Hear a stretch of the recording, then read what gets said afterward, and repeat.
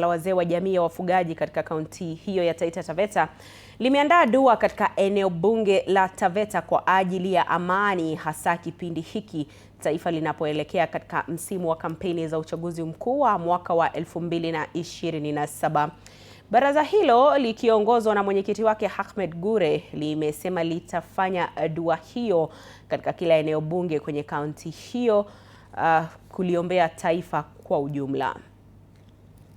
Kusanyika hapa kufanya hafla ya dua ya maombi ya wanachama wetu na sub county yetu, county yetu na Kenya nzima.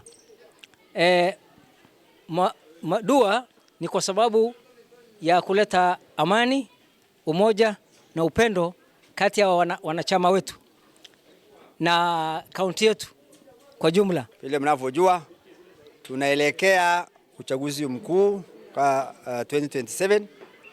Tunaombea nchi yetu iwe na amani, tunaombea umoja, upendo na usalama, na tumepangilia katika sub-county zote 4 iweze kufanyika maombi haya. Kwa hiyo limekuwa ni jambo la furaha na limetia vijana moyo, na tumehamasisha vijana wetu waweze kuchukua kadi za kura, na tumekuwa pia na zoezi leo la kwa vijana wetu wamechukua kadi za kura. Kwa hiyo tunaomba tu tuendelee na umoja huu ambao tumeanzisha. Kuna long term plan, ikiwa moja ni mfupa mgumu ambao unatusumbua wa ajira kwa vijana wetu, swala la kitambulisho ambao tunamshukuru rais ambaye ameweza kulituondolea.